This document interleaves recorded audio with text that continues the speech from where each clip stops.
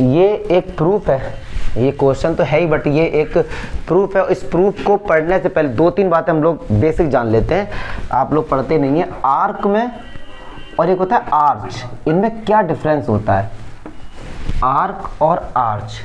तो पहले बात तो ये जान लो, ये वर्ड केवल मैथ्स में यूज होगा और ये एक फ्रेंच वर्ड है, फ्रेंच है, इसका मीनिंग होता है कर्व। इसका मीनिंग क्या होता है, कर्व। ये भी नॉर्मली आर्च भी एक स्ट्रक्चर होता है कर्व के से, बट इसको मैथ्स में यूज नहीं करते, ये कंस्ट्रक्शन फॉर्म में यूज करते। जैसे जो फ्लाईओवर्स वगैरह बने ना, जैसे एक फ्लाईओवर है ये, तो इसको आर्च बोलेंगे, इसको क्या बोलेंगे, आर्च बोलेंगे, इसको आर्क नहीं बोलेंगे। आर्क जो वर्ड है ये नॉर्मली हमारा मैथ्स के लिए यूज होता है बस ये, और आर्च का मतलब भी एक कर्व होता है, बट ये स्ट्रक्चर फॉर्म में यूज होता है। जैसे कोई बिल्डिंग वगैरह है ना, तो उसमें कोई अगर एक कर्व आ रहा है तो वहां पे आप उस कर्व को आर्क नहीं बोलेंगे, आर्क केवल सर्कल का एक पार्ट है, मैथ्स में यूज करते हैं। और आर्च जो हम लोग बोलते हैं, आर्च जो हम लोग नॉर्मली बोले जाएंगे वो स्ट्रक्चर के फॉर्म में होता है, ठीक है। जैसे आप कहीं घूमने गए और एक कर्व शेप में, तो आप उसको आर्क नहीं बोलेंगे, आर्च बोलेंगे वहाँ पे, क्योंकि इसमें आर्क आया था और एक आर्च भी होता है। तो मैंने कहा ये बच्चों को बता दूँ, कंफ्यूज ना हो बच्चे को। चलिए अच्छा देखो,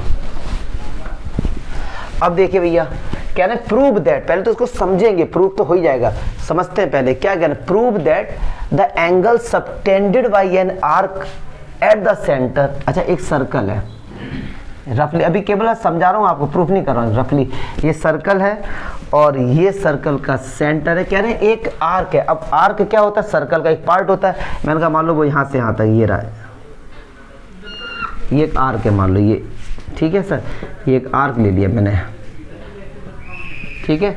ये आर्क ने एंगल सबटेंड किया किसके साथ, सेंटर के साथ। सबटेंड करने का मीनिंग क्या होता है कि जो आर्क के जो एंड पॉइंट्स है ना, उसको सेंटर से मिला दो, तो सेंटर से मिला के जो एंगल बनता है इसको बोलते हैं सबटेंडेड एंगल। ये वाला एंगल, ये वाला एंगल है सबटेंडेड एंगल, AOB, ये सबटेंडेड एंगल है ये, ठीक है, पक्की बात है। चलिए तो क्या कह रहे हैं कि prove that the angle subtended by an arc, ये हमने आर्क ले लिया, एट द सेंटर, सेंटर के साथ जो हमने इस डबल, ये वाला क्या है, डबल है, at the double the angle subtended bye it and any point on the remaining part of the circle.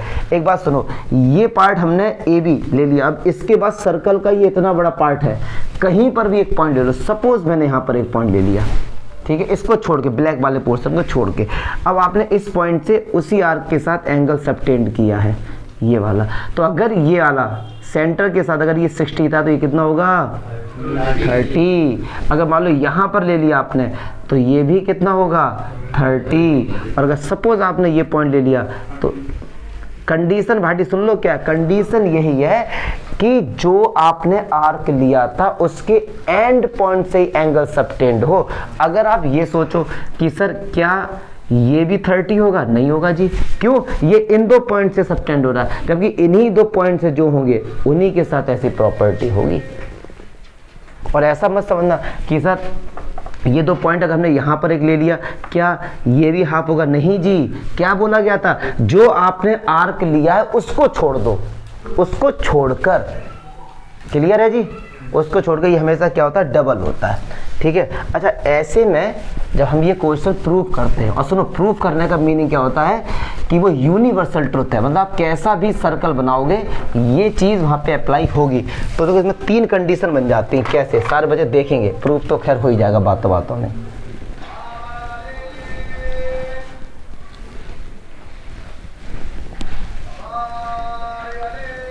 तीन केस बनते हैं, क्या केस देखो जरा ध्यान से। मान लो ये हमारे पास क्या है, सेंटर है, एक आर्क मैंने ये ले लिया, ठीक है जी, AB, ये मैंने क्या लिया, आर्क ले लिया। अब ये एक सेंटर है और ये फिर क्या होगा इसका, अच्छा मैंने ये बोला एक आर्क लो, मैंने ये तो नहीं कहा कि छोटा लो बड़ा लो, बच्चा तो कैसे भी ले सकता है। तो एक ने क्या किया, आर्क ले लिया ये वाला पूरा सेमी सर्कल वाला, क्लियर है जी। और एक बच्चा और भी बड़ा खलीफा निकला, उसने क्या किया, और बड़ा आर्क ले लिया कि लो सर,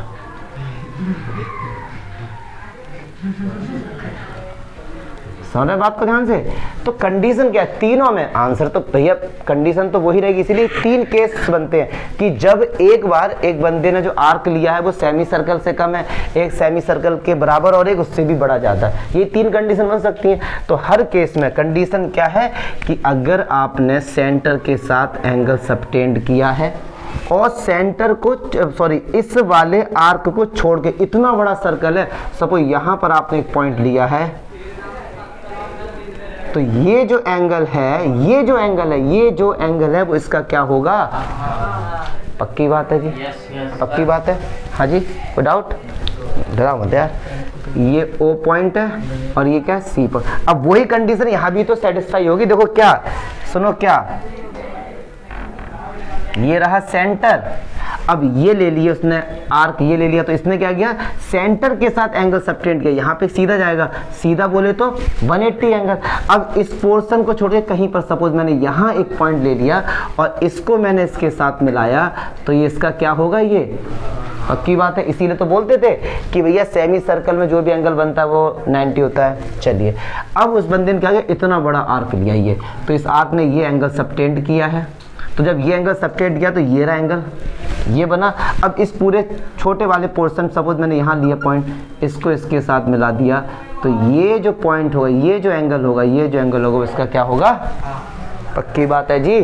चलो अब नाम लिखते हैं इनके, A B O C A B O C। अब हम लोग प्रूफ करने आ रहे हैं, यही 3 कंडीशन हमारे केस बन सकते हैं। अगर आप एक काम करो, क्या काम करेंगे? C से O को मिलाओ।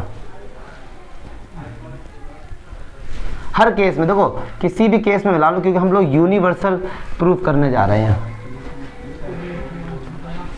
ठीक है, प्लीज बेटा बात नहीं करेंगे। आप देखिए किसी भी केस में ये वाला जो एंगल है, ये वाला प्लीज बेटे समझेंगे बात को ध्यान से, ये वाला एक्सटीरियर एंगल है, ये वाला भैया एक्सटीरियर एंगल है, ये वाला देखो एक्सटीरियर एंगल है। आप तीनों में से किसी भी सर्कल को लेके प्रूफ कर दो। नॉर्मली टीचर इसको ही बताते हैं, इससे बच्चों को समझ आता है थोड़ा सही से। अब मैं आपसे कहता हूँ एक ट्रायंगल आप कंसीडर करो, BOC। कौन सा जी? BOC। OB और OC आपस में इक्वल होंगे, क्योंकि भैया रेडियस है। OB और OC आपस में क्या इक्वल होंगे, तो इनके अपोजिट एंगल भी तो आपस में क्या होंगे? इक्वल होंगे। मैंने कहा सपोज अगर ये एंगल 1 है तो यार ये भी तो एंगल 1 होगा। अब ऐसे काम करो, OA और OC भी तो आपस में इक्वल हैं। मैंने कहा अगर ये एंगल 2 होगा तो ये भी तो एंगल 2 होगा, यस और नो। अब एक बात सुनो, मान लो ये एंगल x है, ये एंगल y। समझना बात को ध्यान से। जो एंगल x है, भाटी समझेंगे, जो एंगल x है ये वाला, क्या वो ट्रायंगल COB के लिए एक्सटीरियर एंगल नहीं है? एक्सटीरियर मतलब बाहर की तरफ है ना। तो जो एक्सटीरियर एंगल होता है उसकी जो वैल्यू होती है वो इन दो के सम के इक्वल होती है, यस और नो। तो इसको हम क्या लिखेंगे? Angle 1 plus angle 1 exterior property, sum of exterior property. ठीक है, ये सब बकवासगिरी लिख लिया करो, पक्की बात है सर? ठीक है। अच्छा, अगर अब मैं आपसे बोलूं भाई साहब आप एक ट्रायंगल लो AOC, तो AOC में ये वाला जो एंगल है, क्या ये एक्सटीरियर एंगल नहीं है? तो क्या इसकी वैल्यू एंगल 2 प्लस एंगल 2 के इक्वल होगी? क्या ये मैं समझा पा रहा हूँ ये चीज? अगर नहीं समझ में आ रही तो इधर देखो, ये बच्चों वाली बात है। ये एक्सटीरियर एंगल है, इसका जो आंसर होगा इन दोनों एंगल के सम के बराबर होता है ना यार। तो बस सुनो, अब एक बात सुनो, हमको तो ये पूरा एंगल दिखाना है ना, ये क्या दिखाना है? ये पूरा एंगल। तो मैं क्या कहता हूँ, ये इक्वेशन 1 है, ये इक्वेशन 2, दोनों को ऐड कर दो। इक्वेशन 1 प्लस इक्वेशन 2, तो angle x plus angle y। अच्छा तो angle 1 angle 1 2 angle 1, angle 2 angle 2 2 angle. अब एक बात सुनो, एंगल x और एंगल y को क्या हम लोग AOB लिख सकते हैं? ठीक है। अच्छा, दोनों में से 2 कॉमन आ रहा है, जब 2 कॉमन आया अंदर क्या बचा? Angle 1 plus angle 2, angle 1 plus angle 2 को क्या हम लोग ACB लिख सकते हैं? बिल्कुल लिख सकते हैं, ACB। तो बस यही तो प्रूफ करना था, यही तो प्रूफ करना था। ये जो है वो डबल है किसके? अच्छा, आप किसी भी ट्रायंगल को ले लो, अगर आप यही इस ट्रायंगल को लेके बनाएंगे तो भी आंसर यही आएगा, इस ट्रायंगल को बनाएंगे तो भी प्रूफ यही हो जाएगा। क्लियर है ना जी? अब देखो, जैसे आप मैंने आपसे सपोज का ये एंगल x है, ये एंगल y है, ये भी रेडियस है, ये भी रेडियस है, तो क्या ये वाला एंगल और ये वाला एंगल इसके सामने और ये एंगल बराबर हो गए? तो क्या एंगल x की वैल्यू इन दो के सम के बराबर होगी? सेम प्रॉपर्टी लगा दो। तो ये तीन ही तरीके से केस बन सकते हैं। इसको नॉर्मली लोग बोल देते हैं केस 1, इसको बोल देते हैं केस 2, लेकिन किसी भी केस में प्रूफ एक ही होगा। ठीक है, चलो।